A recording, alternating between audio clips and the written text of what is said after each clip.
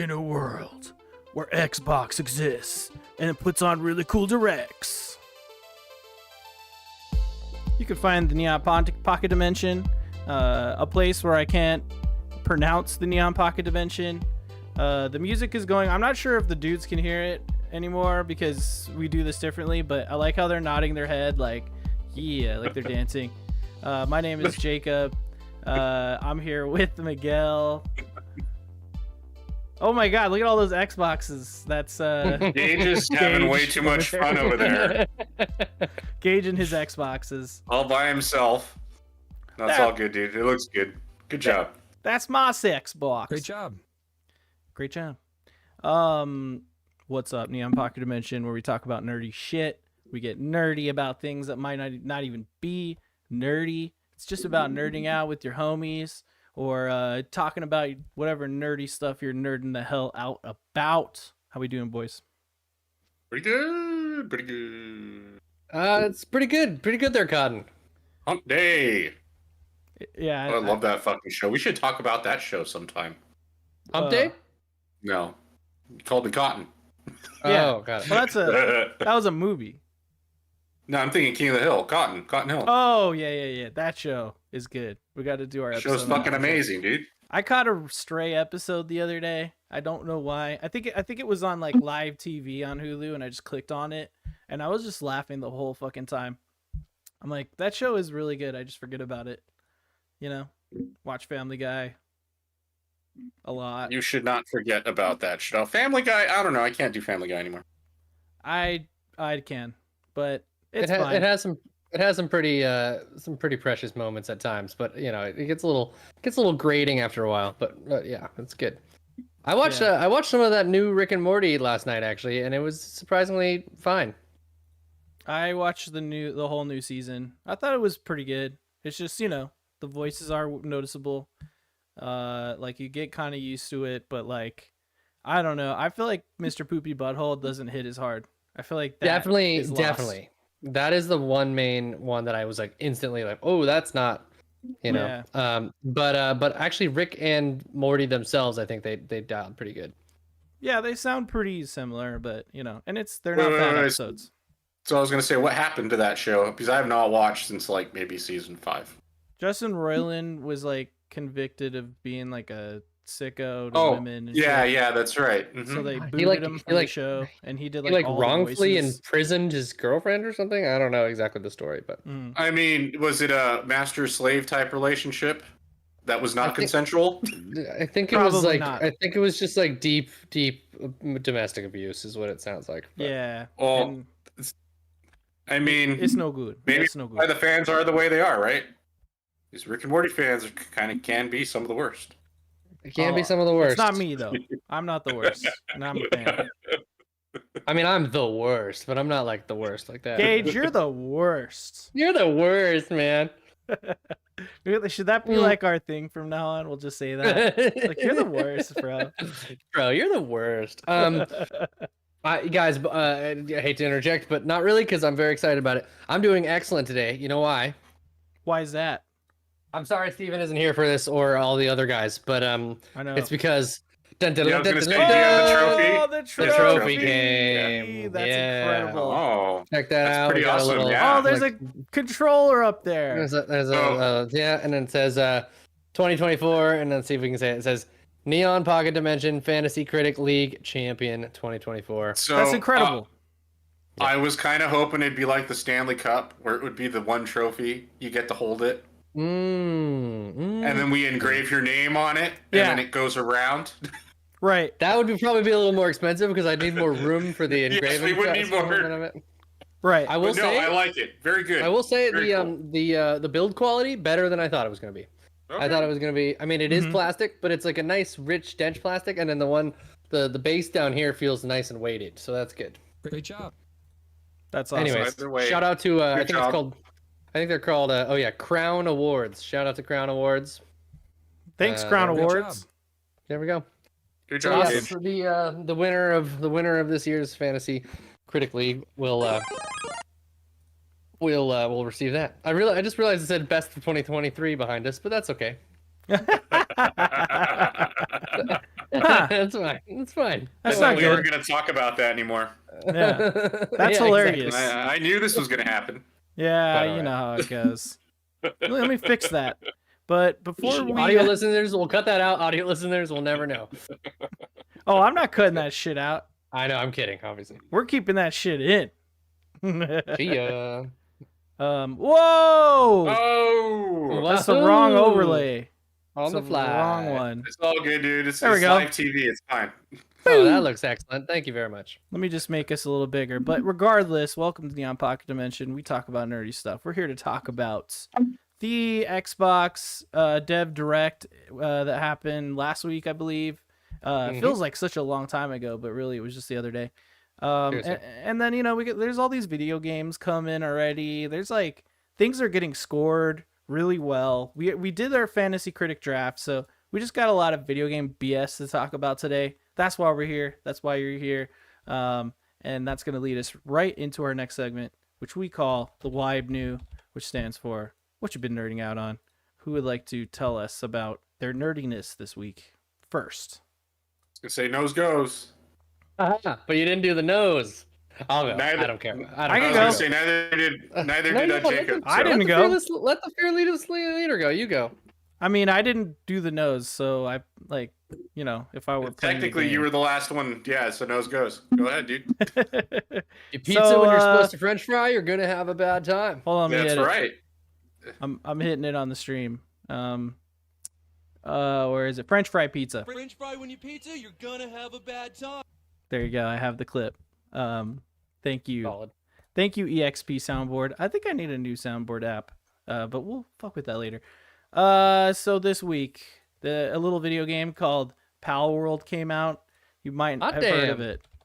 It's like breaking records on, you know, people playing it concurrently. I think it hit a peak of 2 million recently, which is like unprecedented. I think we may have had that already occur, you know, before with another game on Steam, but like it's really breaking records right now. Like I think what 7 it is million people have bought this game for $26 on Steam, which already is crazy.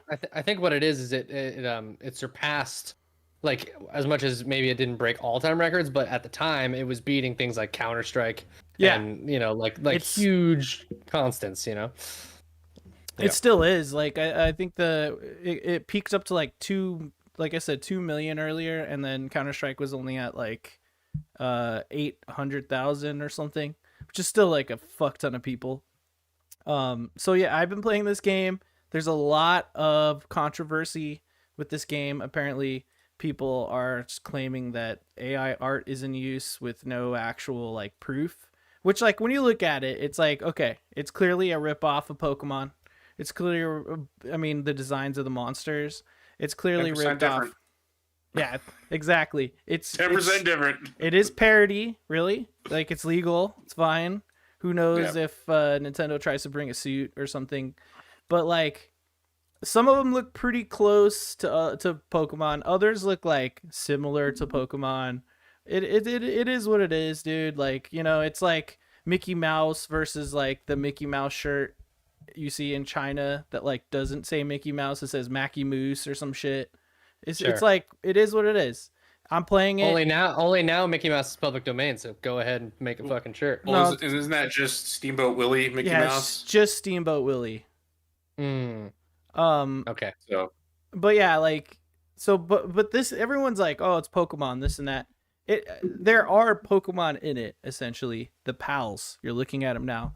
But like, the game itself plays like Ark, but it also has like, it evokes Fortnite, it evokes Breath of the Wild, like, or Tears of the Kingdom, you know, the new Zelda type of game. It evokes you know, Genshin Impact, maybe. Yeah, something Genshin like that. Impact. Like, so many. It's basically mashing up a million games and ideas into one ridiculous package. You are capturing these things by like crafting balls. You do have to craft and gather like wood and stone and whatever. But like, hey Jacob, is the game fun? Are you having fun playing it? 2 things. Number 1, Game Pass. Of course, I'll try anything on Game Pass. Basically free. Number 2, am I enjoying the gameplay loop? Yeah, you all know I like Grounded and Valheim and whatever. Like, I like survival games. So if you like survival games, try it out if you have Game Pass. And then like actually capturing the pals is fun. So it, to some degree, it is like Pokemon because you like have a team and you could throw them out and you can like watch them battle other pals in the wild, and then you can like capture them. But you can also get in there yourself and beat the shit out of the pals at the same time or shoot them. There's like guns, like the how's the gunplay feel? Does it feel like I don't know. Fortnite kind of ish? I don't even have a fucking gun yet. It takes a That's while awesome. to get That's there. I great. have like a bow, and that's Cool. fine. I mean, at the end of the day, it's like it's just a fun survival game. I'm enjoying it. Saw myself going back to it. Like last night, I was like, what am I going to play after I play Sea of Thieves? And I just played this till like 12:30 in the morning last night. Yeah, hell yeah. And then speaking of Sea of Thieves, there was a big update. Season 11 just hit, so it's not like a content update, more of a like just like a gameplay update, like a what's the word I'm looking for, a quality of lifestyle update. I'm pulling up some of my own gameplay here on my channel. So essentially what they have done to this game is they've made it playable in a lot of ways. So like, you guys know I like Sea of Thieves. I played a lot. 11 seasons. I played a lot of Sea of Thieves solo, if not all of my experience solo. And like, so the game is playable solo. It's fine. You could do it. The only problem is that every session took at minimum like an hour to do anything, because you have to you log into the game, you got to find materials, then you got to walk to a guy, then you got to buy a quest, then you go to your ship, you put it down on the table, now you're voting for the quest, then you got to go to the map table and look for the island to sail to do the quest, then you got to sail to the island, then you do the quest, then you sail to an outpost to sell all the shit you got from the quest, or you continue going along. And so it's like, that's an hour right there. They have now added diving to the game, which is literally a fast travel mechanic straight into an adventure. And I'm about to demonstrate that right now. So here's me at the table. Not to mention, like, instead of having to buy the quests from a person, you just like go to your table and it's a menu. So you just select the thing you want to do, you get the quest, and then it's like, do you want to dive or do you want to sail? So when you decide to dive, this is what happens. I don't know if this is the right time. Okay, it's about to happen. But essentially, it literally dives your ship into the ocean the way that the skeleton ships do it. And then you just pop right up next to the island. So then you could just get the stuff from the island, do the quest, and then sail to this nearest outpost and just sell the shit. Or you can continue to, do other quests and then sell a bunch of stuff later. And as you can see, the gameplay is me underwater. So, they have taken a hour-long process and turned it to, between 10 and 25 minutes maximum if you're just trying to do one quick voyage. And even if you don't finish the voyage, you still get credit even if you don't end up selling the stuff from the voyage, if you just complete the voyage, you get the reputation experience as well. So no matter what you do, you're always progressing in the game. And obviously you'll progress more if you are able to sell the stuff that you find. But they've just made the game awesome. So if I want to just jump in and sail, I could do that. I could just jump in, do a quick mission, sell some shit, I'm done. 30 minutes max. Or if newcomers want to come to the game and play it, they totally can, because now it's you just hop on my ship, we'll dive there, and then we'll sail. And last season they added Safer Seas, which is a PvE private server mode. So right now is the best time to jump into Sea of Thieves. It's like I said, it's totally playable, accessible, however you want to put it, to the point where it's just fun. You just kind of have have fun being a pirate. See, here I am straight up at the island, and then I was supposed to attack the skeletons on the island and just finish my voyage. So really, really enjoying that. But again, like I said, I took a quick break and then played Pal World till 12:30. So there you go. That game's fun. Hell yeah. Also, just want to mention our D&D sessions on Saturday, and I've been prepping all week for it. Of course, I had to make things like really complicated for myself by making an open world campaign, and so prepping for this session is prepping for 6 sessions, essentially. You know what I mean? Because they could go a number of different directions. Is that the idea? right, exactly. So like, if they decide to go here, this shit will happen. If they go here, this shit will happen. So I'm planning all that out. I've been doing that all week, and there's some dungeons planned in there too that I have to scramble together, and they just leveled up. So like, I have to retune. I've had to like retune all the encounters to be a little harder to match their level and stuff. But excited, Miguel will be there. He's a rabbit. Yeah, I still need to do that. I still need to level up. I haven't done it. He's a rabbit, like a bunny. Hair and gone. It's a humanoid rabbit. Yeah, about 5 foot. Yeah. Cool. That's very cool. And that is my WYBNOO. Who wants Good to go? shit. Super, I'll go. super solid. Yeah, hell yeah. I've been playing Control. Lots of Control. Fuck yeah. So I'm not sure how far into the game I am. I did get to a point where there's only the story mission, so I'm gonna go do that. It's fun. I assume is a DLC for Alan Wake content. Oh yeah, that is right? a DLC. Yeah, so I assume it's a DLC. I finished that. I've never played Alan Wake, so it actually kind of made me want to go play Alan Wake. So Nice. Maybe that'll happen at some point. I don't know. There's a remaster, or like not a remake, Yeah. but like a remaster that came out recently. So I think that came out. I don't remember when it came out, but I think it's on PS5, PS5, PS4. Either way, I can get it. I just haven't gotten it. So I may go back and play that. I'm not sure yet. But overall, really good game. I'm having a good time with it. Highly, highly, highly enjoyable. I do like the mechanics. I think the gameplay of that game is like the best Remedy gameplay for sure. Like it's like a Jedi simulator slash, like I don't know, it's pretty cool. What Yeah, about it's some pretty cool stuff, dude. What about what is it called? The last house, the first house, the place. The you're oldest at? house. There you go. Oldest What do you house. think of that? The oldest house. It's pretty cool. I love that shit. It's I amazing. love the brutalist aesthetic and like the menacing, like making an office building menacing. It's pretty cool. Like it's pretty interesting, like the world that they've kind of built. Like I really do enjoy it, and I kind of wish I would have played it sooner. Yeah. And I really do like being able to throw shit around and levitating, and all the powers are really cool overall. So I've been doing a lot of that. I watched just recently. What was it? Everything, Everywhere, All at Once, which was actually nice. I enjoyed the shit out of that movie, and I wish I would have seen it sooner. Just being lazy, to be honest with you. So that was really good. I enjoyed the shit out of that. Sadie needs to finish it, so I'm probably gonna rewatch it. That movie is Watch dope. it, probably buy it. then- Super good. And then I've been watching Star Wars Rebels. I finally got me some Thrawn Oh Nice. yeah. in season 3. So some good shit, man. If you haven't seen it, you need to watch it. If you like Star Wars, of course. Nice. Yeah, But, it punches above its weight once you get into the rhythm of it for sure. Like I would say even season 2, like once you get past that first season, the characters are all likable. Like overall, I think I like these characters quite a bit. Totally. I've heard that it doesn't really transfer over well into Ahsoka, but I know you liked it, Gage, so I don't know. We shall see. I think We shall see. the actor who played Ezra, I think, did a fantastic job.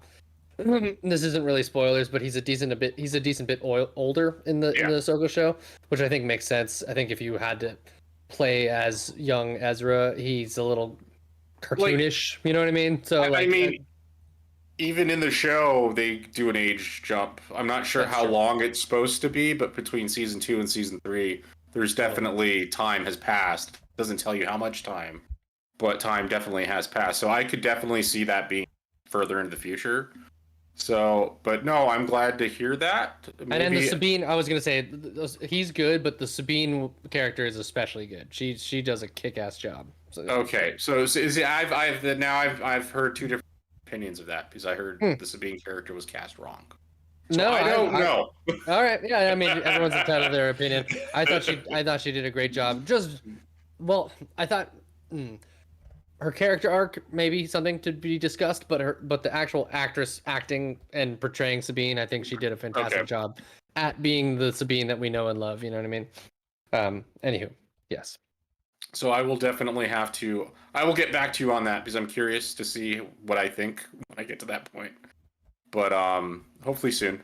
Yeah. I'm taking my time. And then what else did I watch? All sorts of shit, dude. I don't know. Yeah, it's okay, Jacob. You're fine. You still need to watch Clone Wars. That's probably not going to happen. So I really don't think you're going to watch. You're not going to watch Rebels either at this point. Quick. Too much time has passed. Quick Gundam update. Oh. I'm on like episode 300 and some shit of One Piece. So, you know what I'm saying? If I could do it with One Piece, I could do it with Clone Wars. Thanks. True. Well, Thanks you're watching it at work though. No. I think with Clone Wars, I could just throw it on as like my cooking show until it gets good. This goes back to me saying you need to engage with the show, man. Don't do anything while you watch it. When it gets good, I'll do that. Even with the fillers, man, you got to engage. No. Season 1 is like a child show, so I'll just sort of half watch it. Season 1 to 3 is pretty much a child show, dude. Yeah. Although and I have watched, like I said, I watched like half of that whole season, and like my favorite one was the where the Clone War. There was like a episode about the Clone Troopers, and it was just like them, like it was just a group of them they're just weirdos like doing something, and it was really cool. I was gonna say, make sure if you do go back and watch that show, make sure to watch it in order. I'm just watching it. No, there is like an official list for canon. It's too confusing. I don't want to have to do that. For like 3 seasons. Yeah. I just turned it on. Yeah. I just turn it on. If you just throw it on, like none of the stories gonna go together. Like whatever. Because like the episodes will go into the past and shit. But then I get just to makes more season sense 4 if you watch it. But then I get to season 4 and I'll be like, all right, now I'll pay attention. Nice. There's some weird shit in that show. But not really a spoiler, but one of the weirdest episodes in the Clone Wars show actually has relevancy to the finale of the Ahsoka show. So whatever. That doesn't surprise me, to be honest with you. It really doesn't. And like again, it's just this little tiny thing that really doesn't matter if you don't know that it's from Clone Wars. But you're like, whoa, they brought that back. That's crazy. But yeah. Dave Filoni, he's such a nerd. He just knows everything. I'm just saying, like, definitely, if you watch it in order, you'll be better for it. It'll make more sense. A show fleshes out Anakin in such a better way than the original movies did. The show is better than the second Clone Wars movie altogether. And that's not saying. Don't get me wrong. That's not saying a whole lot. But I would argue that show is probably better than the first 3 trilogy movies. They won't ever do this, but if they could do just a supercut of the Clone Wars show as a single live action movie and just replace the Clone Wars, that would be first of all so much cooler at that point. First of all, it's Attack of the Clones, and second of all, I like that one. So shut up. I mean, to be fair, I love that one. That's the one I like. I love that one. Worst one's the first one. Theaters. First one's the worst. A New Hope? No, episode 1. Episode 1. Okay, yeah. Why would I say that about A New Hope? Are you crazy? Some people don't like A New Hope very much. What? I mean, to be honest with you, it's not out of the original trilogy. What's the best one, in your opinion? I mean, the second one. Definitely. Yeah, exactly. Episode. It's the 5. Episode 5. Episode 5. Yeah, it's the formula that proved that started the whole thing off. But the original trilogy is my fave. Well, that's because that you were kind of a kid back then, and let's all remember these are for children. You can try and explain it, but that's just my opinion. Well, no, exactly. It's sort of like people kind of gauge his age, right? That I don't know. They romanticize that sequel trilogy is probably the best one to them. Yeah, no, you're not wrong. The prequel trilogy. Sorry. I see that. Well, it's more of maybe a little younger than Gage, I think. Yeah, maybe a little bit younger than Gage. Well, I vividly remember the hype of going to see the Phantom Menace in theaters. Oh yeah, that was me too. I remember that. I think Yeah. Can't forget that. But as a child, like I think I was 9 or 10, maybe 10. Yeah, and seeing that's the difference. I watched it when I was what, like, when did it come out? I think I was in high school. I think it was 2000. I think it was straight up. yeah. So I was like 2000 or 17, 18, something like that. Yeah. So I think it was like 14. it was the I think it was It the definitely- May before 9/11. So yeah, everything was good before that September. It definitely hits different when you're a kid Jar and you go Jar see did that it. in theater. Jar Jar's So- responsible for 9/11. Yeah, Is that what you're trying to tell 9/11, me? yes, he was. Fuck. We even liked Jar Jar at the schoolyard when I was in elementary school for just because he made fart jokes and shit and whatever. There's only two types of kids: kids who like Animaniacs and kids who don't like Animaniacs. It's all South Park reference. Yes, it is. But what was I gonna say? I forget. Something about I don't know. Whatever. Star Wars. Good for Star Wars. But that's pretty much all I've been doing. That's my WYBNOO. Sorry. Tangents. You okay? It's all right. It's what we're here for. Yeah. My one was pretty short, to be honest. I've mostly just been playing more Cyberpunk. I just started finally the Phantom Liberty mission, so I'm not even in Pacifica yet, but I just started the catalyst for what's gonna bring me there. Or not Pacifica. What do they call it? Dogtown. That's what they call it. But I'm loving being back in that world. It's the improvements that 2.0 made are really huge, noticeable. Also some updates that have happened even just since I've been back. Like the driving is way better than it was originally. I always thought that the driving in the game was kind of ridiculous, that it wasn't very good when it first started off because you do so much of it. You know what I mean? So that's awesome. And then whoa, this is some crazy footage I haven't even seen yet. That's I'm excited.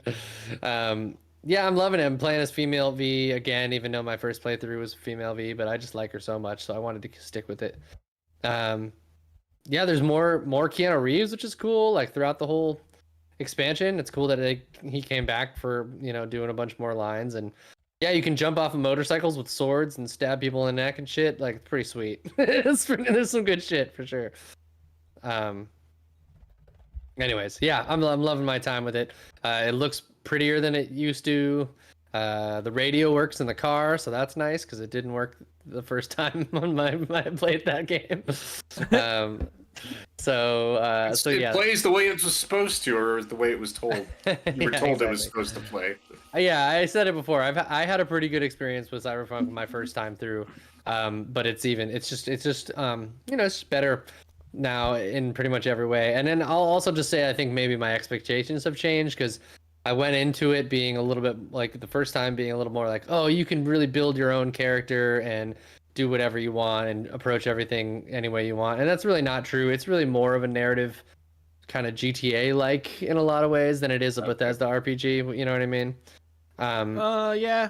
It's like a first person. I think it's like a mashup of GTA and like first person RPG Bethesda, but like faster, way snappier, way flashier. Yeah, it's like the combat of like a Rage 2 mixed with like some Bethesda RPG systems, and then like the action / narrative of a GTA. So those are all good things, to be fair. Yeah. Yeah.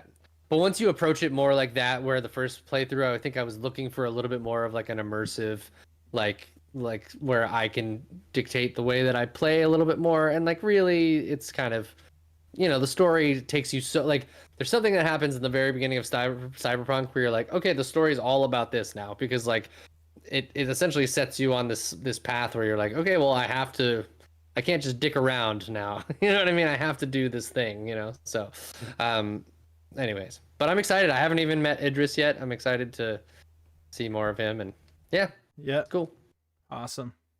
And then what else have I been doing? Oh, I watched Saltburn. Ha! It didn't do much. It didn't do much for me. It was fine, cool, like whatever. I felt like it was kind of just being weird for weird's sake, whatever. Yep. See. Weird rich people doing their thing. I mean, the twist at the end was kind of fun, but also kind of predictable, I thought. anyways, yeah, that boy sure is beautiful. He sure has a good chin on that guy. But yeah, He hosted SNL last Saturday. yeah, he did. Oh, did he? Yeah. I liked their acting class skit where they're like, so was it hard to get your first break? Like, how'd you handle rejection? He's like, what does that word mean? I've never heard. Wait, rejection. What's that? Rejection? What is that? Like, I I actually don't hate you know. right now, but can I ask you anyway? Yeah, he's Young he's very good looking. Cherry in the chat says he reminds me of a young David Duchovny. Oh, nice. I mean, fucking A. Mulder, not Mulder. You kind of see that. You Mulder, mean- yeah. Yeah. Yeah, Mulder or Scully? I was about to No, say no, the wrong it's thing. Mulder. Mulder, yeah. Or you know when David Duchovny's at his sexiest? Have you seen Californication? That's a good show. I know about I have it. not seen that. It goes on a little long, but it's a good show. I like I was it. gonna say David Duchovny will always just be Mulder to me, and Totally. I don't care what he's in. He will be Mulder. Yeah. It's sort of like Lip, right? Lip will Mhm. always be Lip to me. I don't care what the fuck he's in. You sound like Mochi Squeeze right now. He's fucking Lip, dude. I will say, the one redhead from that show from Shameless, Cameron Monaghan. Cal Yeah. Kestis. He's Cal Kestis now. Oh yeah, Hell yeah. man, I gotta Wait, get yeah. Survivor. Whenever, let me know when Survivor is on sale, guys, and I'll get it for PC because I need to scoop got that it. shit up. I need to get that shit too. I got it on an Xbox sale when all those games were super on sale Oh. on Xbox. God, man. Played a little more of that too. I've been kind of slowly progressing through that. I mean, that game is I feel like I can take it in bite-sized chunks, like just go do a story mission and then call it for the night, which is nice. It's nice to have a game like that. But I feel like I'm playing that game really slow. Like there's all these not open worlds, but it's kind of similar to the way that like the last Tomb Raider games had these like little hubs where you'd get into, and there's like different missions to do within those hubs. And I like really have not done any of that stuff. I've just been really going from story to story beat a little bit. I really like the story of this game though. It's like it's just nice to be just completely clear of all the shit that we already know about. You know what I mean? And it's like this character, like everyone speculated that it was like bringing back someone from another something, and I'm like, nope, it's just a brand new character. Love that. So yeah. Well, that is very good to hear. Thank you for telling me that. Yeah, that's awesome. Yeah, and I'm then so you know, sick of the same old shit. you have your crew, you meet your crew back, but they're all kind of doing other stuff, so they are in the game, but they're not like nearly as Greasy Money still comes through, and she comes through. I forget what her name is. And like the main enemies are also like a really cool new faction that you hear about. So that's fun. New enemies are cool, but they look cool and they're interesting. The one thing in Star Wars that I think is funny is like they keep coming up with different ways that people can combat lightsabers, you know? Because like obviously That's what you gotta like, do. yeah, because obviously like you should just be able to rip through all these guys, but now they all have these cool electricity staffs and shit, and you're like, I still feel like I could probably just rip through that thing, but whatever. Yeah, I'm just playing it on normal because I just like I don't want this game. I still want to feel like a Jedi, where for the most part, unless I'm like overwhelmed by enemies, I want to feel like I can kill shit. You know what I mean? Yeah. So Hey. yeah, I feel like normal is a fine, respectable difficulty to play any game on, but at the same time, fuck what I think. Play any game on any difficulty. That's fine. totally. Yeah. I mean, this game is structured semi Souls-like, you know. So like, I think in some people might have that feeling of like, oh, like make it hard so it feels even more like a Souls-like. But I don't know. I like feeling the power fantasy of being a Jedi. So yeah, it's good. Sweet. Anyways, that's it for me. I downloaded Power World last night, but I went to go play it and it was still downloading, and I was like, I'm not gonna wait another 20 minutes while it downloads, so I'm just gonna go to bed. But I think I might play it later. So crossplay. Just so you know, there is no crossplay between Steam and like Xbox or console. whatever. But there is crossplay between the Game Pass PC and Xbox version, so we could play that game together. Oh, cool. Just Hell let yeah. me know. Nice. And they're gonna Let's do it. I'd love to. Fuck yeah. It's not you have to pay for persistent servers, I think I heard, right? That's not a big deal. We don't need to do that. Cool. You know. But I mean, Just does start that the mean that session. I'm just saying, does that mean every time we log in, our stuff's all gonna be gone? No. No. No, persistent servers are like, well, if you want to have a group of friends that can jump into the game at any time, you know what I Got it. mean? Really anyone who has access to the server. Sure. You know what I mean? So like if I just left a server going, we could jump in at different times and keep progressing. But I like see. if I started my session and you jumped into my session, then we'd be playing my session. Or if we jump into your session, vice versa. Like I see. if I came into your game, then essentially I don't think I would have anything and I have to like start over with you, you know, Totally. and vice Got it. versa. Okay. Which is Cool. fine. I mean, it's whatever. Yeah, totally. Well, I will. Maybe I'll spend a couple hours just getting my shit together with it, because like the beginning of Try it survival out. games always have all the tutorial-ish stuff and whatnot. But then Yeah. once I get through that, I'd love to jump in together. That'd be fun. Hell yeah. My world is progressing pretty well. I got it's like self-sustained at this point. Like they grow their You own got pals. food. You got pals doing your shit for you. Yeah, they grow their food, then they pick the food, then they grow the food, then they pick the food. They knock down the trees and the rocks for me. So now I can just go out and explore, come back, and there's like materials, and I just like build what I gotta do, and then go back out, and capture more motherfuckers. It's amazing. That's cool. That's kind of got like RTS elements in there. I like that. That's what I'm saying. Is like they're really mashing up a lot of ideas. Just to revisit So that. are you capturing them willingly or slaving? Oh, they're my fucking slaves. Okay. Yes. Just wondering. Thank you. But they love me. They're so cute. Oh yeah. I'm sure they But do. you should see it when I have a bunch of beds for them, and they're like all in this corner. And so when it's sleepy time, they're all like laying there asleep, and they're like All in one corner. different types. Oh, Yeah, but I get to look at them like, oh, there they they have like are. little shacks and stuff. I can't wait till it's morning time so they could get back to fucking work. Great job. Oh, man. I love it. Cool. Solid. That's enough of that. Got to move on. That is. Let's talk about this really cool thing called the Xbox Direct Developer Direct 2024. Isn't that what it's called? Yeah. Yep. It's called the developer_direct. Yes. Nice. So you and Steven did a live react to it. The first live react we could really do for anything that we've done. You know, Steven's the one who is like home when these things happen. And you too. So it worked out. I was pretty excited. I was on dad duty at the time, but I was able to hang out with little Maya and be on audio at least, because otherwise I would have had her crawling all over me. So I was doing a lot of like holding the mute button on and off, but because she would go and I'd be like, yep, that's cool. Push to talk, baby.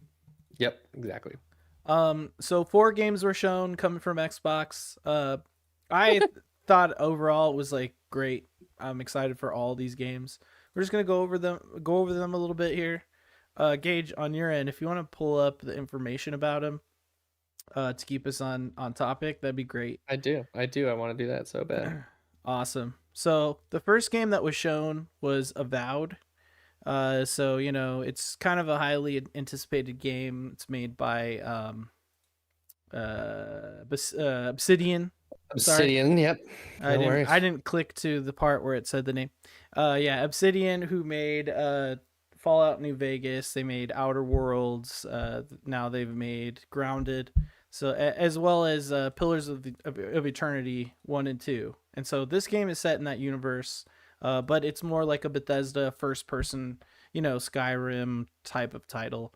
I think it's really interesting. I think it's cool that the game director is a woman. First of all, I think that's pretty dope. I didn't even know that. Carrie Patel is her name. Yep. Yeah, she seems really passionate about it, which is dope. And then the gameplay director also, he just looks like he's just happy to be like doing his job, and you love to see that. Overall, the gameplay they showed was cool. Have you guys seen this? I mean, I know you have, Gage, but Miguel, have you seen any of this? I haven't seen any of these games, to be honest with you. Cool. Well, that's always fun. So we can kind of show you in real time and have your live reactions. But Gage, how do you feel about Avowed? So this game has had a bit of a journey as far as critical reception of the preview content, at least so far. I mean, when they first put out a trailer way back, maybe in 2021, 2020, maybe, Yeah. it was all just like a animation, or it was all just a digital rendering, like whatever. I think they may have even hired out for a different studio to do it, and it looked a little more I don't know, Darker. darker, yeah, darker and dramatic, and I think there will still probably be some of that in this game, but then I think they took some of the feedback from that and they wanted to go a little more their own style, a little bit more stylized, and maybe even a little bit not goofier, but like a little more cartoonish or something. Well, a little more lighter. Yeah, and they I better think they words. really wanted. Yeah, I think the main thing is they really wanted to differentiate themselves from Skyrim. So like when you put screenshots next to each other, they didn't look exactly the same, and so then when they revealed footage of it last year, I believe at the Xbox summer showcase, a bunch of people were like really like, "Whoa, this isn't the game I remembered." And I was like, honestly, like let them cook, let them do their thing, like let them, like this is still kind of cinematic stuff, and I still loved the look of the world. I still thought it was cool, and I liked the tone of the writing and stuff. And Obsidian overall is like their writing is just top notch, and like even the Outer Worlds was a pretty small, like a smaller experience RPG wise, but I still think the writing in that game was fantastic and goofy and fun.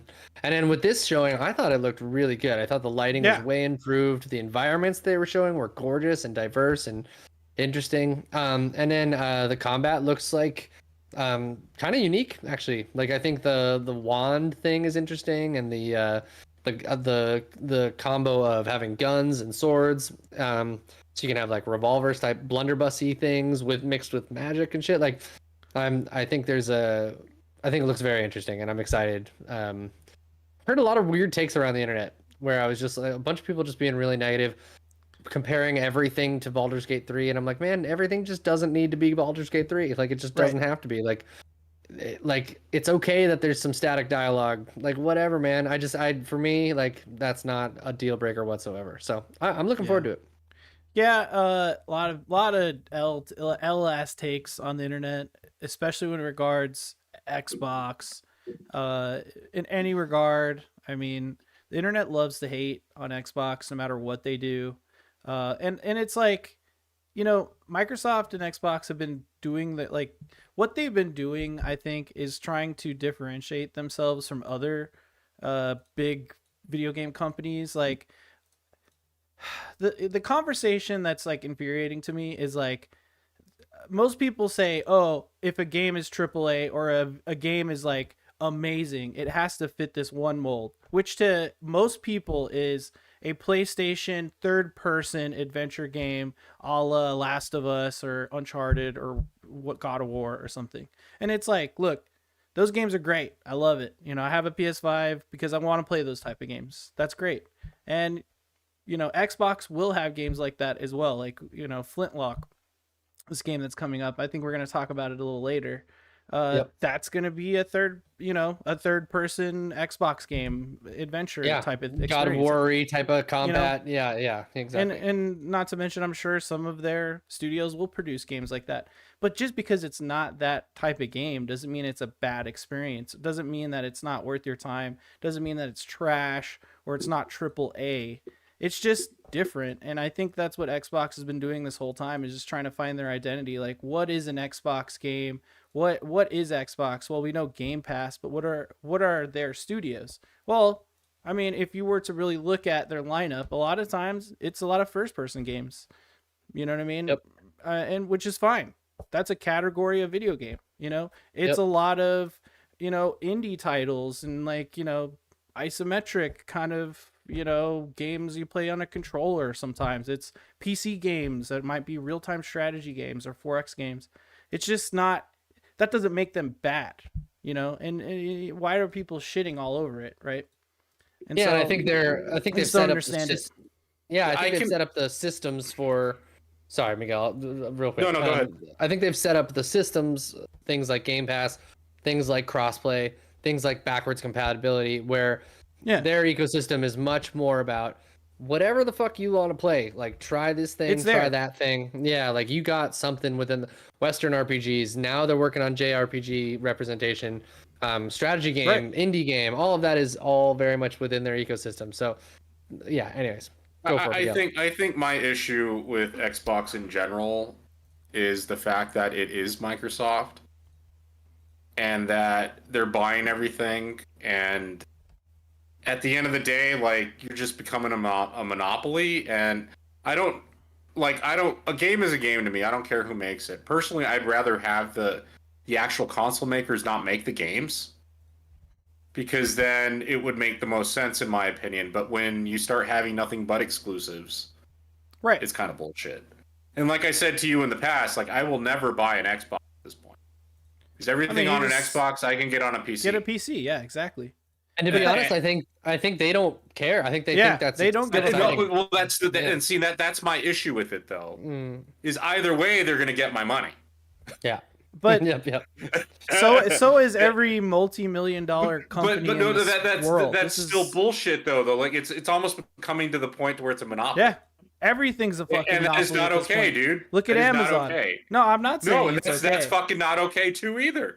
Yeah, that is not okay either. Like, the late stage capitalism sucks. I agree. I'm just at this point. But that doesn't make Avowed a bad video game. I'm not saying it doesn't look like a bad game. My point is, at some point, like, what it was, you're just going to own an Xbox or a PC. Yeah, well, there's not going to be any choice. There's PlayStation. And in theory, there's Nintendo. There's VR headsets. There's phones. No, fuck off, dude. Fuck off. Well, most of the only VR headset that is not attached to a console is the Meta, right? That's why I like the Meta. But that all I'm saying is that's your only other option. It's like saying you have options with your internet, right? You have options. you can get CenturyLink, right? Hey, I'm not disagreeing with you, but I'm just saying that what you're saying has nothing to do with what I'm saying about. That doesn't make these games bad, and we shouldn't shit on the games because we're mad at corporate America, right? No, and I'm not shitting on the game. I would play that game. Well, but all I'm saying is I'm telling you that people on the internet, that's their mentality. I don't really care what people on the internet are saying, to be honest with you. Well, we have to address those little assholes, okay? I have no idea. I don't care. People can say what they say. That's their opinion. I don't give a shit. All I'm saying, my issue with Xbox in general is the fact that I feel like that sexy art though. Come on, that's sexy looking. No, this is a game I would definitely play. What you're saying is valid, and I totally get where you're coming from. And 100%. For the most part, I agree. You know. Yep. So I mean, and that's why I don't know. At this point, I'm kind of over it. Though for me, the one thing I'll rebuke. But look at the game. Bit. Yeah, like I said, I would play it, but I'm not gonna be able to play it on PlayStation, right? Probably not. Yes. But then for many years, I couldn't play a lot of games because they were only on PlayStation. No, I understand that as well. And that's also bullshit. Right? I agree. All right, then. 100%. It is bullshit. Cherry in the chat says exclusives all around suck for consumers. They do. Yeah, absolutely, they do. Yeah. And so Nintendo. The only thing I'll say to rebuke you a little bit, Miguel, is that I'm not saying this isn't driven by corporate greed. It is, and I won't say it isn't driven by trying to buy their way into more of a market share than Sony and Nintendo. But they're not in last place. They're one of the richest companies in the world. Richer than Sony and Nintendo. This is what I was going to say. You can't make that argument to me because you are owned by Microsoft. Yeah. Yes, you have an option with Linux and Apple, but what is everyone using? Yeah. I will say that.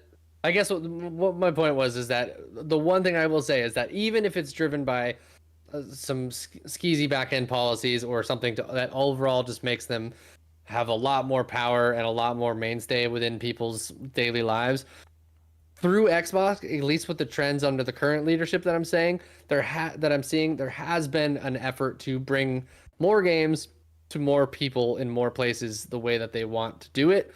Like you're saying, PC is an option. cloud streaming is an option. There's a lot of talk in the industry. It's that rumors that Xbox is going to start publishing their games on Nintendo platforms. So while yes, that all ends up feeding the corporate machine that is Xbox, I still think fundamentally it is allowing more people on more platforms to play their games. And they are also going to want to buy Nintendo again. I wouldn't be surprised if they tried to do that. Yeah, I know. We'll see. They'll buy me. All I'm saying they'll buy is me we, if they we try. continue to let them to do this, and you're going to end up with nothing. No choice. I mean, what are You're we just going to be given what you're given, and it's fucking annoying, dude. let them? I mean, what are we supposed to do, Miguel? Oh, okay, just let them. Not be bad or try anything to do. What are There's we that supposed movie, to How do? to Blow, What How am to I Blow Up a supposed to do? Pipeline. We could watch that and see what. I'm not fucking was that, Elon Jake? What? Musk. What am I supposed to do Oh, to you stop shouldn't this? be Elon Musk. There shouldn't be an Elon Musk. Anyway, just move on. I'm sorry. Yeah. Just move on. Avowed looks cool. I'm excited about it. It looks like good. a fun game. I'd play that. I'm excited because it sounds like it's only going to be like a 20 to 30 hour experience as opposed to like a fucking 60 to 100 hour experience. So I'm like, give me that. It sounds great. What do you think of this Yeah. key art, Miguel? I said it looked cool. Yeah, it's fucking Like crazy. I've got nothing against the game, dude. Like I currently have it as my background on my I'm computer. just simply asking you what you think. I said it looked cool. Nice. It's Hell cool yeah. looking. yeah. AI couldn't make that. That's not necessarily true. No, it couldn't. It couldn't. It couldn't wouldn't make look that the same. exact. It Yeah, wouldn't look it would the be same, a copy of other but people's it art. would be pretty close, dude. Maybe. That's That's pause kinda- that right there. Yeah, we got fall 2024. So that's cool. Coming out this year. Yeah, Obsidian. Good shit. One more question, or Hmm. with the Avowed game that they did, or not really a question, but they did an extended direct with interview with the people making Avowed, and what they were talking about with the battle system, it seemed really cool, but like, you know, the dialogue stuff was a little like lackluster from what we saw. It's just like what you would get from any Bethesda game. It's just a guy talking and you select something, whatever. But like the combat to me is what's cool about it, I think. But they were saying like, oh, there's all these abilities, like all these trees you can select from, and they're pulling from the old game or the Pillars of Eternity games for like inspiration on like the abilities and stuff like that. But that leads us to essentially the game. The way that the weapons work is that you have a left hand item and a right hand item. So that can either be sword and board. They kept saying sword and board over and over again. Which I like. I feel like I haven't heard that really, but that's cool. Yeah, no one uses that enough. I agree. Yeah, I think it's great. But then it's like you could literally put anything in any hand. So like, you know, they keep showing off the dual wands. Miguel, what do you think about the dual wands? That's what I really want to hear. I don't know, dude. You don't know what if you But, had like, two different wands? What it is. Like I don't know. I can't. This is my thing. Like I can't give you an opinion on that until I play it. Like yeah. I think it's a cool idea. I don't think there's anything wrong with it. All right. Like I take most games for what they are, dude. I don't really think about it too much, to be honest with you. Nice. See a trailer, and once I play it, then I'll make my decision. Well, I think they're really cool. I think I'm gonna go like some kind of sword and a blunderbuss. I think that's what I'm doing. Well, I was gonna say, like, you think about it, you could do wand and gun. That'd be kind Yeah, of cool. that is cool. pretty Like, sick. you do whatever you want. But like I said, that's cool. I'd have to play the game. I'd have to play the game. And look And, at that water. I'm assuming the water looks fantastic. The water does look very good. Oh, I did also, want to say also in the extended dev interview, it showed him diving into water and swimming underwater, which was hella rad. I'm sorry, Gage, what were you gonna say? no, that's awesome. I wanted to say earlier on the Sea of Thieves footage you were showing me. God damn, their water is legit. Oh, it's so beautiful. Yeah, like rare- the stormy seas and the little mist coming off of the cresting waves. I was like, God damn, dude. I'm just so Anyways. ready for a new rare game. You know, fuck. All right, let's move on to the next game. Move on. Yeah. Ninja Theory. We got Hellblade 2. Miguel, did you play the first Hellblade? I did not. Strongly recommend. I think Yeah, you would me like too. it. It's a cerebral and really intense look at psychosis and schizophrenia, but through like a Norse like kind of mythos thing. And this is the actress, the character actress who was like originally a stand-in for like the actor that they were gonna hire, and then she ended up just kicking so much ass that that she ended up being the main person, and she's like her performance is incredible. So yeah, it's only about a 5-hour game, so you can get through it pretty quick. Mhm. Oh, okay. Yeah, and Yeah. must play with headphones. It's like there's voices in your head the whole time that are like What's this sometimes available on? it's Game Pass, but you know, Okay. Yeah. but, yeah. Not gonna happen. I think it originally was on PlayStation 4. So It is on PlayStation. You could can get it still on definitely PlayStation. buy a PlayStation 4 version of that game, and it Yeah, would still hold up. you Cherry know? says there should be a trigger warning for along with it for mental health. It's definitely intense. It's They it's a lot. definitely trigger. I'm pretty sure they give you a warning right up top when you turn the game Yeah. on. Actually, And they I tell you like wear it with headphones and yeah, be prepared. There's a mechanic in this game where if you die, there's like this rot growing up your arm, and if it gets all the way up your arm, it erases your save. It's all gone. Okay. So like eventually Cool. you could actually lose. Really hard to get to that point. I don't think it really happens very easily, but yeah. But the second game, I mean, I think they're just going for just the most visually stunning looking performance capture and environment rendering, and it's like it Yeah. shows. And yeah, They had like a special studio set up for all their mocap as well as performances for this game that's coming, and it looks super high tech. And a lot of people online, again, Miguel, I know, fuck them, but they're like, oh, they're making this game. It's really short. How is it going to be just as long as the old one? Put all this time into this game. What are they doing? It's like, dude, game development is not easy. You know what I'm saying? And they're obviously putting a lot of time and effort into more than just like the story of the game and just like putting it together, as well as like all of the mind-bending visual effects and all like the studio you're seeing it right now, and just all of the physical acting they have to put together over the years. Yeah, and audio effects too. I think they're cutting edge in that field for sure. Totally. They're doing 3D spatial audio. Not only before it was just for the vocal stuff that they were doing.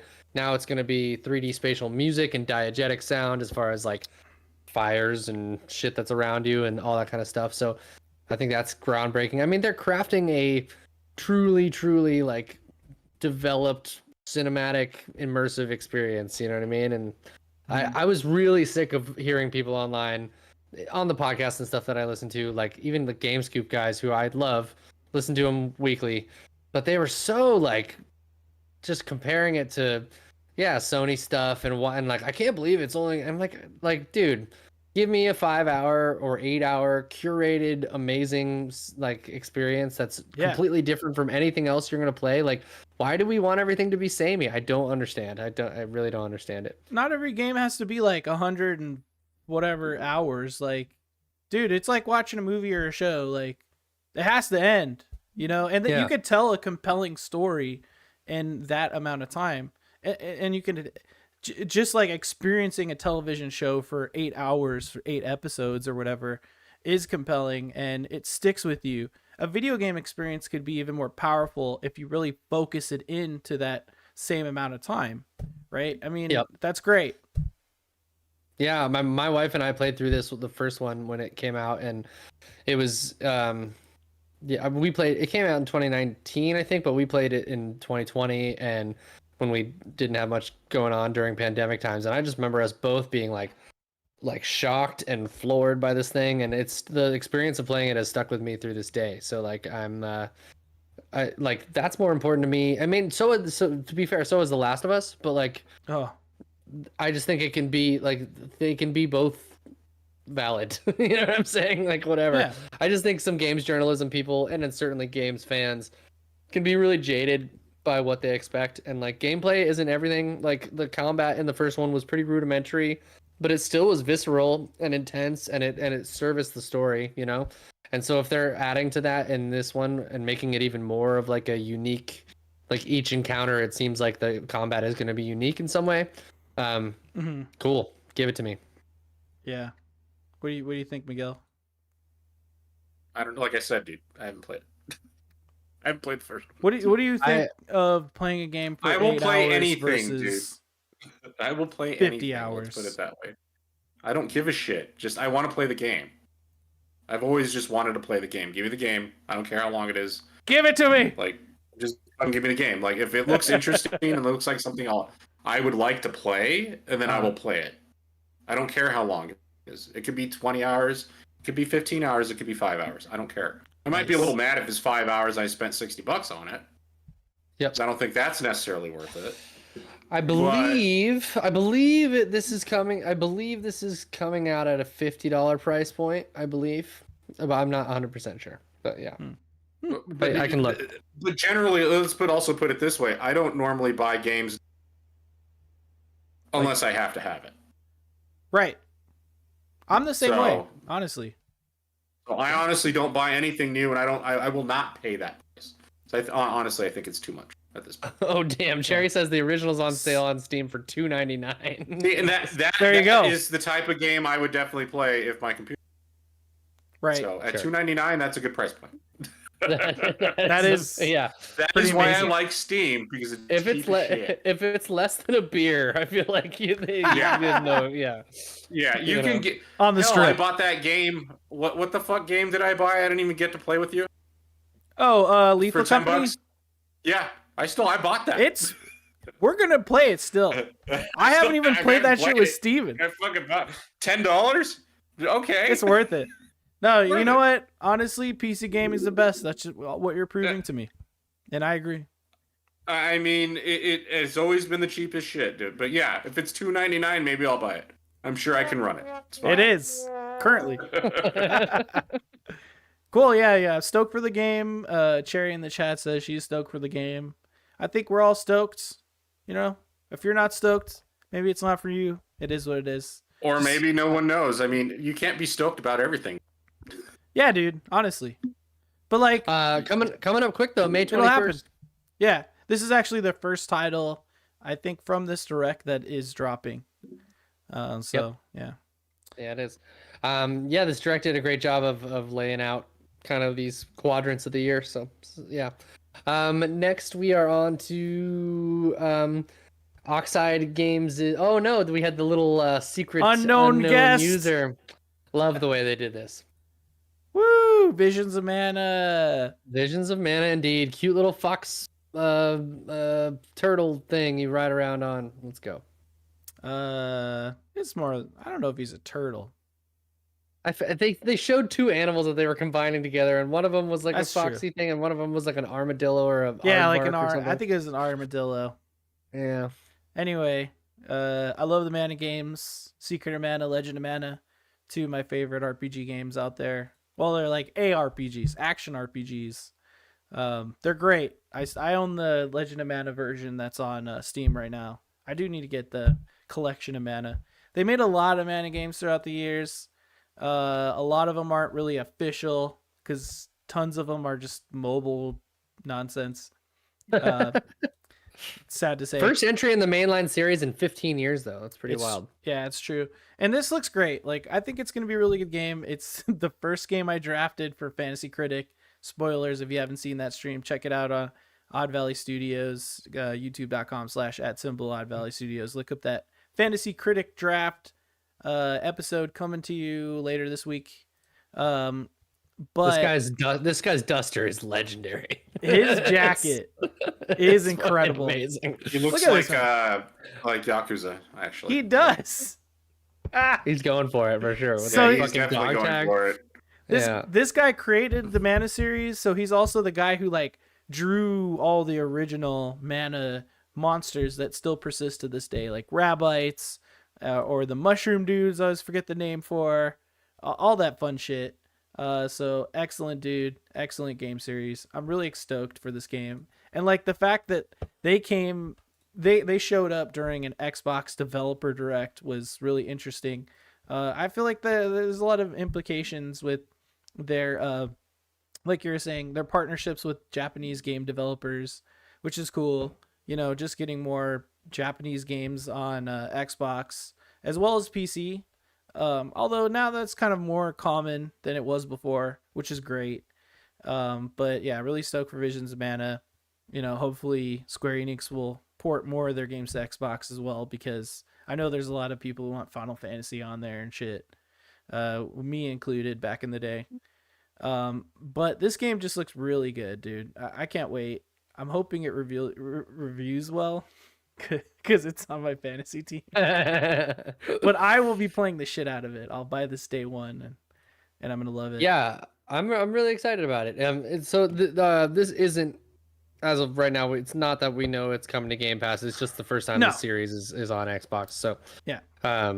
But yeah, I think it looks I think it looks cool, and it's got a bit of that Dragon Quest to it. It's got a bit of the it's got its own look to it. The cute monsters. It's got the cute monsters, exactly. But I think yeah, there you go. That's the one I was talking about. Fox armadillo kind of thing. I like it. Yeah. But yeah, I'm gonna try it out. I haven't played anything since the original is Secret of Mana, right? Yeah. So I haven't played anything in the series other than Secret of Mana, and I didn't even finish that game. So but I think technically the second Mana game, because the first game was called Final Fantasy Adventure here.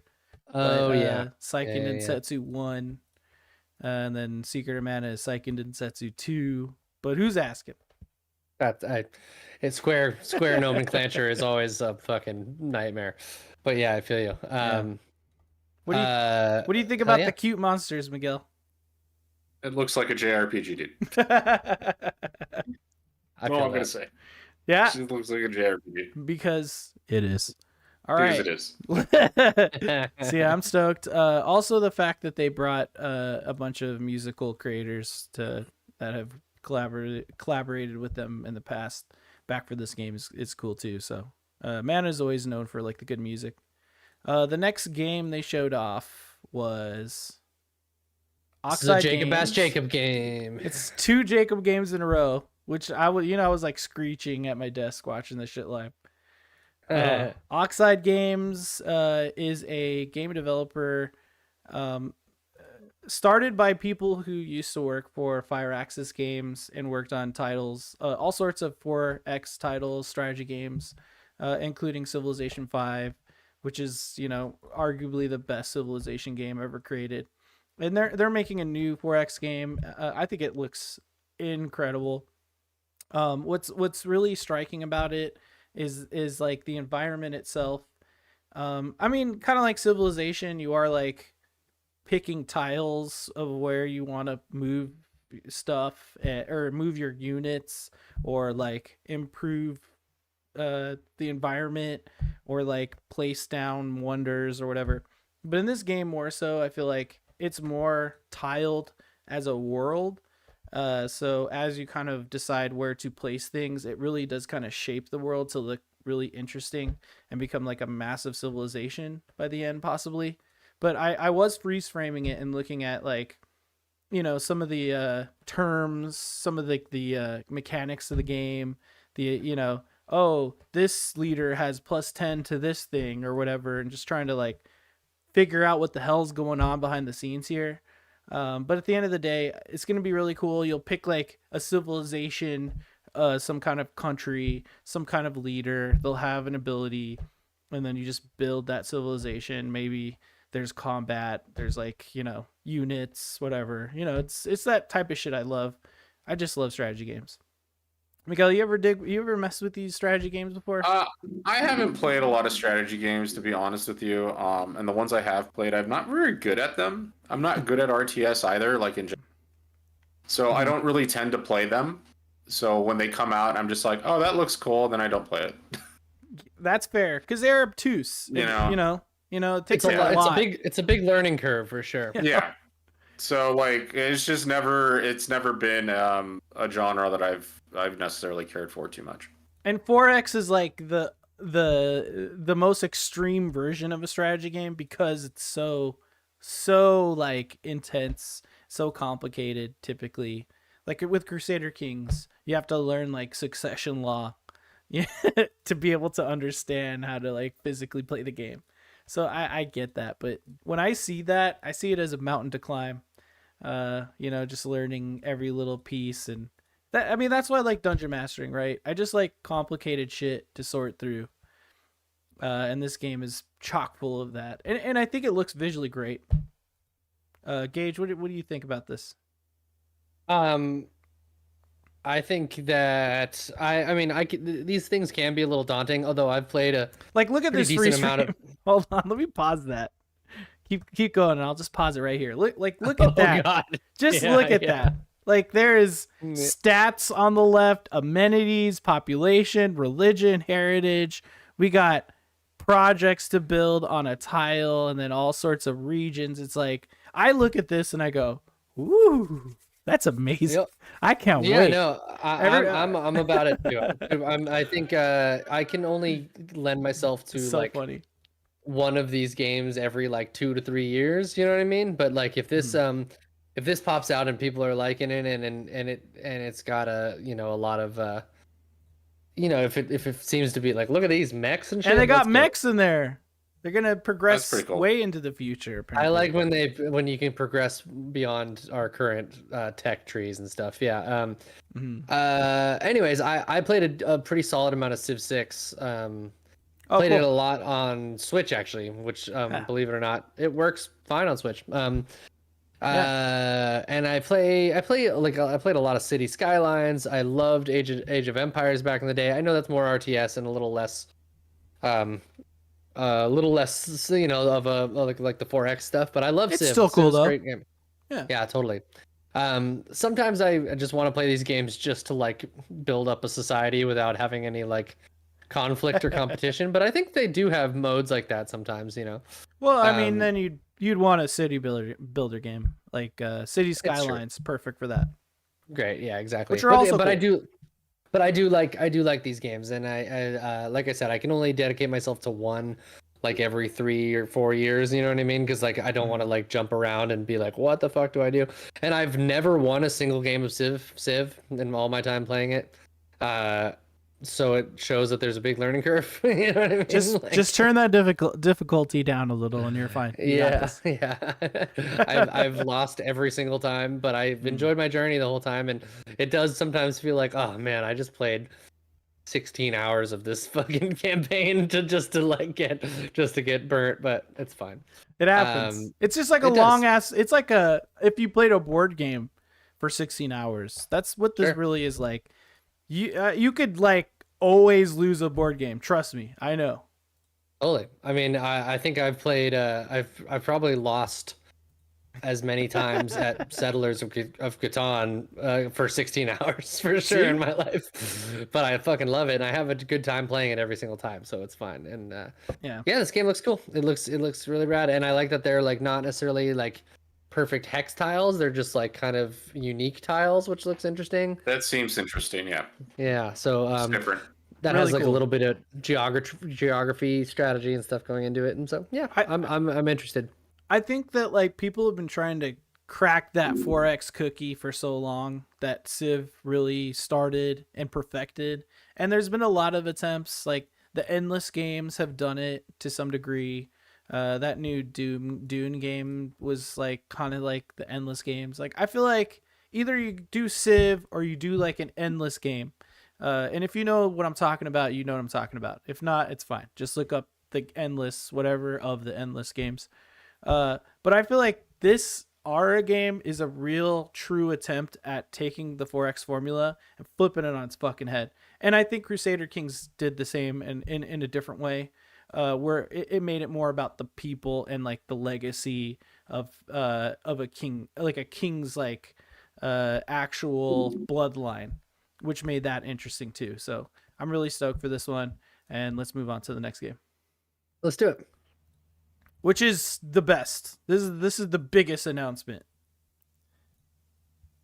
Oh, Yeah. Cherry. Oh, yeah. By the way, Cherry just said, "I think I've had a game of Risk last over a year with my family." That's great. That is solid. I fucking love that. I love Risk so much. I have Game of Thrones Risk, which I know Game of Thrones isn't that cool anymore. But it's really cool because you get still cool. castles. It's still cool. You get castles like the different, the main different forts like Oh, yeah. Harrenhal and Winterhold. That's Skyrim. Whatever the Lannister You one know, is. It's fine. You don't need to know the name. It's you fine. know what I mean? Winterhold is fine. Sure. But they give you like different bonuses, and then there's different like White special Run. units that are heroes. Whiterun. That's Skyrim. Right, right. That's Skyrim. Yeah, exactly. Kaer Morhen. Wait, that's The Witcher. Yes, but you get like different units based on what castles you hold, and so like you can get like Jaime Lannister or one of the Stark brothers or something, and they give you like extra perks each turn, like either more units or different units or. This like, sounds stuff like that. cool. Yeah, I and like then this. if you want, you can just be the Iron Islands, and so you don't have any like base, but you just have a fuck ton of ships that can carry units around, so you can just like raid the shores of people and fuck with them the whole game. It's really fun. So That's yeah, incredible. I love that. Anywho, Indiana Jones, Machine Games, the Wolfenstein devs, Bethesda Softworks. It's a Todd Howard produced game. He's been wanting to make this game since he was a wee lad, he said. Indiana Jones, maybe a little past its prime, but hey, man, it's indie. It's fun. Let's get And, straight into the gameplay. Or please. the actual game itself. There's Nazis. Looks like we're fucking up. Which Wolfenstein devs are great at killing Nazis in all sorts of fun ways. So the discourse around this game is that it's in first person. So let's address that quickly. Think it'll be cool. It does. Me too. The camera pulls out to third person when you're doing like traversal stuff, like you're whipping something and climbing, or you're moving around, or cutscenes. So you'll see a lot of Harrison Ford's model, whatever, as well. But you like they always do this with video games. You are Indiana Jones. Yeah, you're supposed to be Indiana Jones. Why would I fucking care if I see him or not? Like, I already know what he looks like. Yeah, Exactly. And Machine Games is pedigree. You don't go to Machine Games and tell them to make a third-person game. I don't. Yeah, think. what the And fuck?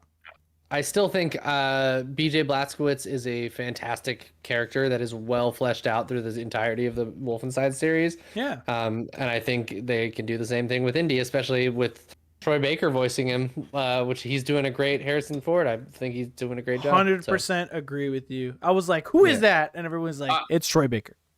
I will play this, is what I'll say.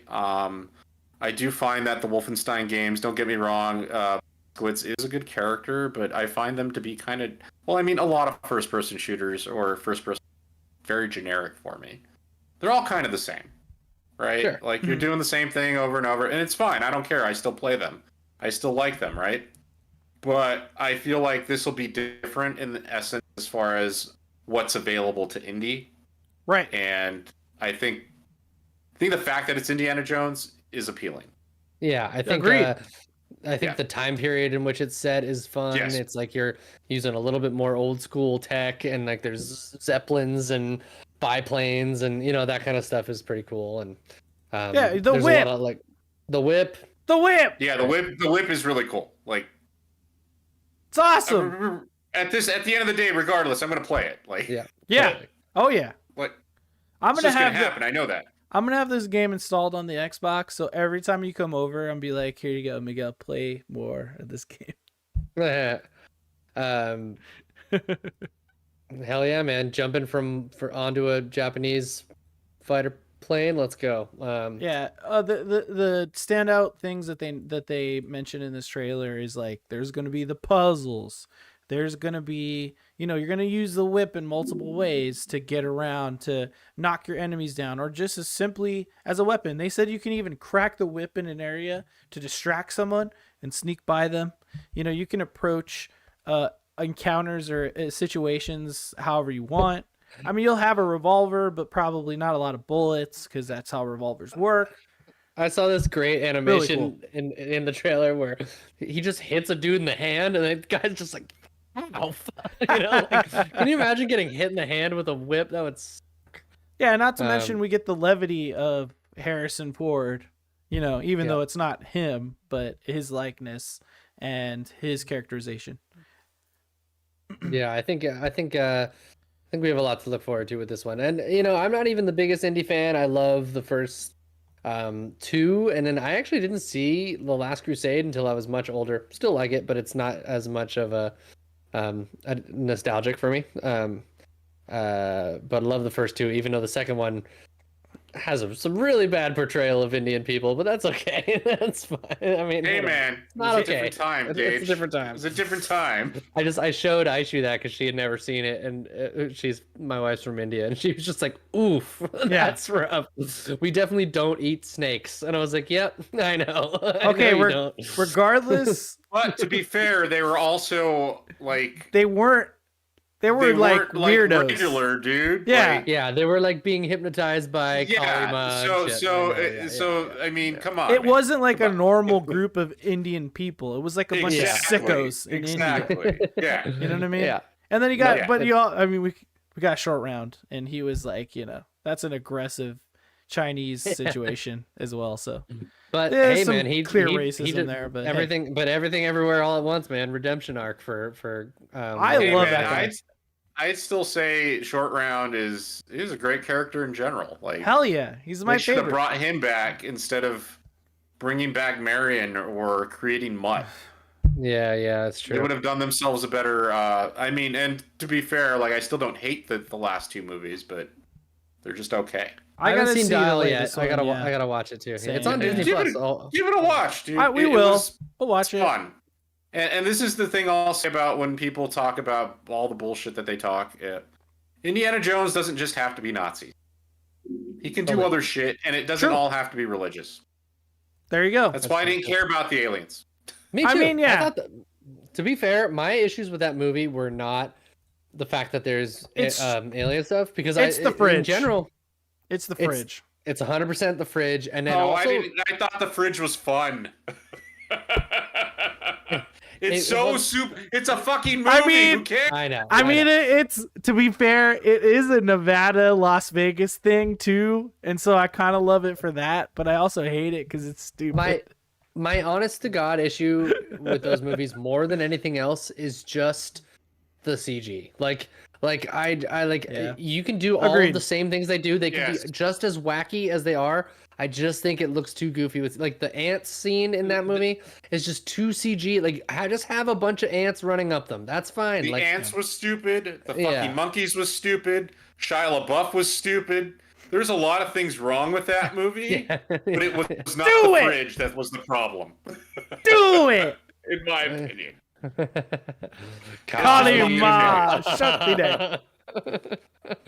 Yep. I've So- often I impersonated love it. Kalima. Anyways, they're all ridiculous. It's all just good, pulpy fun. Have Yes. some fun in your lives. It's great. Good stuff. So stoked for this game. Absolutely. Stoked for this That looks, game. I want it to do poorly just so you don't do well, Gage. oh, I yeah. know, I right? forgot it's on my. Fantasy critic. But Spoilers. it does look. I'll play it. Like either way, even if it got bad reviews. This is the thing. I don't care about critic reviews. I don't read them. I don't give a shit. Cool. If a game looks fun to me, I'll play it. Hell So, yeah. This looks like something I'd play. So See, this is why hopefully you're I'm here. wrong. This is why you're here, Miguel. You keep it real. Keeping know what I it mean? real. Well, let's. It's gonna go wrong one day. When keeping it real goes wrong. Nah, man. What do when we fall down? We get back up. Batman. That is Yeah. if you can get back up. Your legs Always. still work. Oh, that's a good point. It's good. If you break my knees, can't get back I up. might not get back up. Not for a good couple of months. Yeah, very true. Love it. Jacob, overall impressions on this Dev Direct, and maybe thoughts for Dev Directs going forward. 5 out of 5. Thought it was great. You guys know I would give it a 5 out of 5. I mean, because all these games are for me.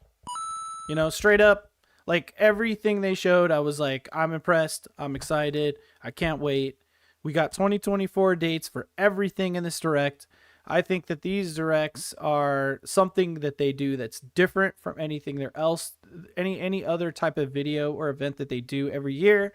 I think it's really cool that they're highlighting the studios they have under their umbrella instead of keeping it all secret, so that everyone could be like, what? You bought all these fucking studios up. What are you doing with them? So this is at least them getting the bulletin out like, hey, these people are putting games out this year. This is what we're doing.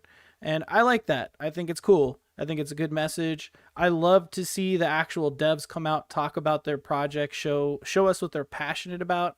I think that it's great to actually see their projects and hear it from their mouths, why we should care about them. And I look forward to a developer direct every year now, because this is now the second consecutive year that we've got them. And, 2025, we'll get another one.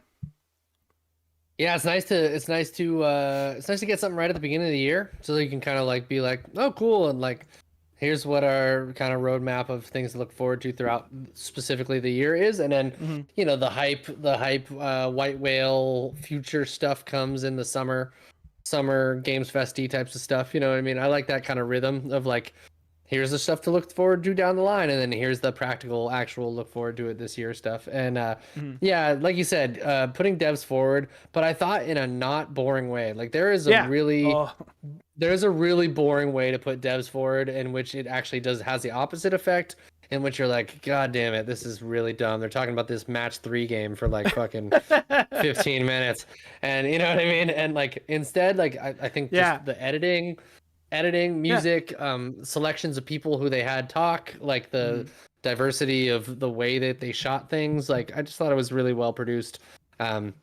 And then even I like that, like, last year there was a shadow drop. Everyone's like, is there going to be a shadow drop? It's like, of course not. That was a happy accident where a studio said, hey, we have this thing ready, and they're like, why don't you wait till the dev direct and then we'll drop it then. But I like that they snuck in a little secret just for fun, a secret of mana, so to speak. That's cool. And like, again, just highlighting their Japanese partnerships and stuff. So yeah, man, 5 out of 5 for me as well. I so like, not to be Xbox versus Sony guy, but I kind of am. So much more interesting than most state of plays in my mind. Like, just so much more personality, and makes me care about the dev teams behind it more than the state of plays do. Feels less commercially and more like, here, let's explore like these things, these works of art sort of thing. On the other side of the coin, I'm looking forward to the state of play that's rumored to come at the beginning of February. So sure. I'm looking forward to that as an Xbox guy. Me too. I'm just saying that I feel like state of plays have been much more inconsistent with their announcement quality, tone, pacing, and presentation in general. You know what I mean? I could the Suicide Squad one was a little lackluster, but we got some epic ones in the past. So there's been some. I guess that's just the fact that they're not all created equal is what you're trying to say. It's not really a problem, but I guess I just, the thing that's been nice about these, there's only been 2, so it's kind of not a fair comparison. But the nice thing about these Xbox Dev Directs is like, they set really good expectations. They're pretty simple. They have a very specific scope, and then they are about putting developers forward, but also giving us like concrete news about stuff.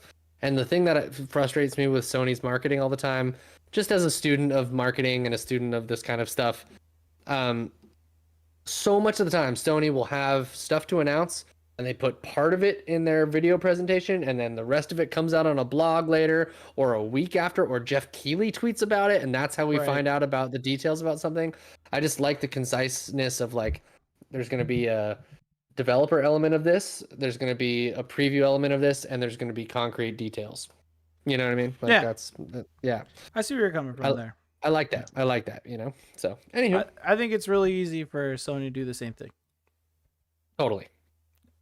I can't wait to see what they have in 2024, which is what we were supposed to talk about, but we're running a little long on the developer direct, which I knew we would, because of course it's like a thing that happened. So you give us some shit to talk about, and we'll talk about it. We'll talk for an hour and a half like we fucking always do.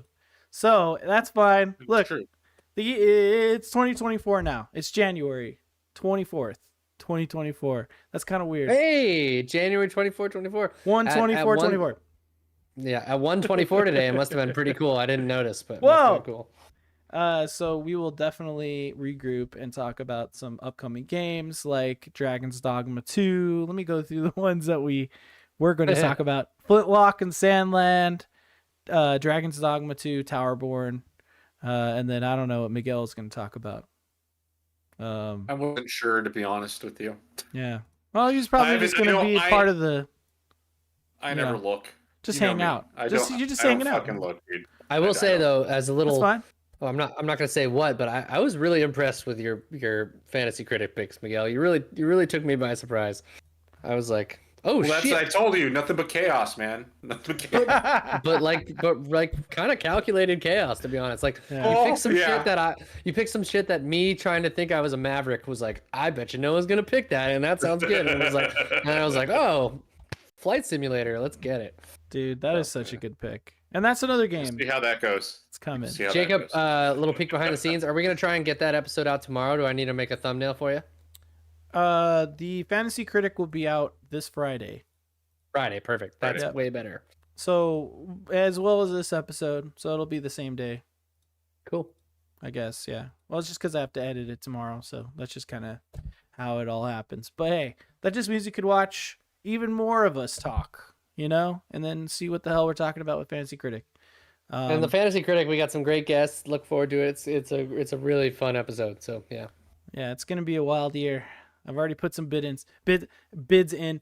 Tomorrow the bids go public. So Oh yeah, we got like 8 hours or something till that happens. Yeah.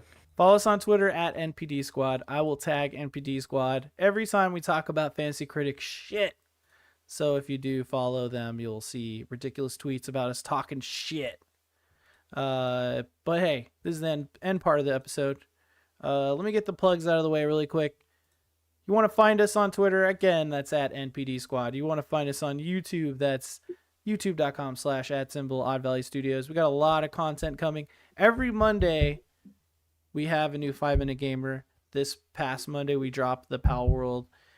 Could we capture a PAL in 5 minutes? I don't know. You're going to have to watch and figure it out. It was an excellent episode. I watched it and it brought me delight. I was gonna say, I assume you can't, but I'll have to watch. You're going to have to watch.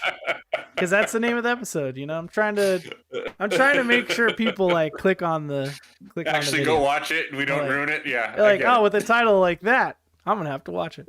And then if you want to watch us live, of course, we record our episodes every Wednesday, 7 p.m. Pacific time. Twitch.tv/Neon Pocket Dimension. We've been streaming other stuff too. One day we'll do our Lethal Company stream, Miguel, of course, as well as other things. We got to get another tier list episode going because I have a playlist set up for that on our YouTube. So. Oh yeah, I actually brainstormed a couple of topics for upcoming stuff this year, so I'll try and orchestrate that. Yeah, those are always fun. We could always go back to that PlayStation one. We need to. that we did for PlayStation 1. Yeah, that's the one we should do. I'll pull it up and then we'll continue. We'll start with that one. We'll have to keep adding shit to that, dude. Yeah, good time. I don't know if I put Brave Fensu Musashi on there, but we need to talk about that. It needs to be on there, right? It needs to be. It needs to be on there. All right, let's quickly do our endorsements for the week. I've been drinking this Modern Times sample pack, so I'm going to endorse them this week. Modern Times beer, they're from San Diego, I think. But they make a bunch of beer and they ship it to Vegas, and I like it. This is the Hazy Mosaic IPA right here. I think it's good. Nope. Well, what are your guys' endorsements today? Hell yeah. I'm gonna endorse. What? What'd you say? Sorry. No, go ahead. I'm thinking. Go ahead. I was prepared. I know you were.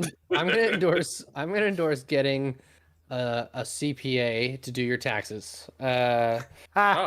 Yeah, I think people go to that TurboTax, they go to that H&R Block.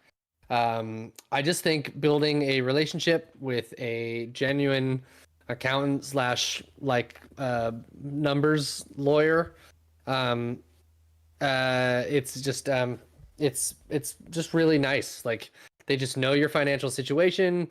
They give you advice on how to file correctly. They will cue you in on deductions that you don't know that you could be taking. If you have any sort of unique work situation, like myself, I'm a independent contractor, so there's tons of stuff I can write off. Percentages of the square footage of my house. I can take off of utility bills that are therefore it's just It's just really nice. It's like if you have a spouse that is a a resident alien or becoming a citizen, like all these things, just transitional periods in your life become a lot easier if you handle your taxes correctly. So yeah, it's a little bit of extra money maybe to pay for people, but really not that much. I was And gonna say how much extra though, Gage, because that can get expensive. in my experience, maybe $200 more. Like I think H&R Blocks will depending on what your income is, they take a percentage of your tax return Pay for it.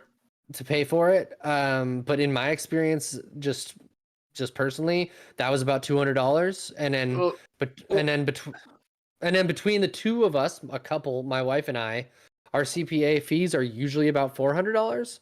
So still technically as an individual, that would still be the same amount of and money. then I assume you're getting money back. Oh yeah. Yeah, Right. totally. See, well, usually. I had to pay last year, and I had to pay to pay. Word. So, I mean, the thing is, as a contractor, I'm responsible for paying all my own taxes at the end of the Yes. year. So I have to Yeah. put away a certain amount of my money every paycheck to pay for that thing. Yeah. But ultimately, it still nets out that I get money back. You know what I mean? Yeah. It just No, feels like I have to give a big chunk at the end of the year, but it's all, whatever. I had to pay, and I'd rather pay very little. And it should technically be free. We should be doing what the other countries do in Europe, and we should be going to an IRS website, filling out the forms on there, and we should not have to pay. But anyway, I digress. I certainly agree with you. I guess all I'm saying is that I feel more like when I You're go confident. to a CPA, when I go to a CPA, I feel like they have my best interest in mind. We have a working relationship. We talk through all the garbage as opposed to them being like, "Here's our fucking corporate bullshit package," where you don't know any of the transparency of what they're doing. No, and I agree with that. I could see the benefit. Yeah, yeah. Anyways, it's just especially because I was dealing with my wife being from another country and all that kind of stuff. There was just a lot more complications that I didn't know how to do. So, that's my endorsement. Great. By the way, great text commentary. Yeah, I was gonna say, Jacob. Yes, there is technically it's supposed to be free, but anyway. Good times. I am going to endorse voting. If you have not, registered, please do. I don't care how you vote. Just fucking vote, please. Don't be lazy. Care a little bit. You know what's annoying? Not that it matters, but you know what's annoying is in California, if you're registered as an independent, which I am, you're not allowed to vote in primaries, which sucks, but whatever. I think that's how most states are, to be honest with you, because I think Nevada's the same. Yes. And it does suck. You're not wrong. Like it is what it is, but it's just one of those things where it's like, oh, why? Like, what do you mean? My opinion matters. It does, but since you're an independent, I guess, and you're not part of that party, like it's a party. It's a party system, unfortunately. The primary is put on by the parties themselves, so exactly. Yeah. So, but no, I totally agree with you. Like, but it's bullshit. But just vote, please. Please just vote. Oh yeah, I'll certainly vote. Good God, we really need this one to not turn out badly. Hey, let's not get into that. I won't get political, but I'll just say vote so your voice is heard. There it is. Every time that's you can. That's all I said. I didn't say who to vote for. I just said vote. I don't care who you vote for. I know. Fucking participate. I'm just reiterating that little. Yep. Agreed. We're all on the same page. Everyone can write in Mike Hunt if they want. Yes. Or write in yourself. That's fine. I'm okay with that as well. Ben Dover. That's excellent. I realized the music hasn't been playing for the live people this time around, but the conversation was just so good that I didn't care. It was riveting. So excellent. But typically, if you do listen to this live, I'll have music going, and that's just for the live people. So show up. Watch us live. Twitch.tv/NeonPocketDimension. Extra perk. Then you can chat with us. Yeah, chat with us, and then we bring the chat up and we call them out. Absolutely. You got the fun you have the fun emotes if you subscribe to us. Like, that's hot. Yeah, I love that emote. Yeah, that one's good. Me too. I'm so happy it came out well. Thank you. But guys, let's get your final words. Otherwise, we'll get the fuck out of here. Me so hungry. Me too. I gotta eat. I had a bunch of pizza. So I'm Good good. for you. I'm Yeah, about that sounds to, good. About to have ribs and mashed potatoes. Oh, that sounds good too. Let's go. Thanks, Mom. Not sure what I'm having yet. Yeah, thanks, Mom. Good night, That's everyone. how definitely you should end it. Thanks, Mom. For everything, really. Bye. Thanks, Mom, for having sex.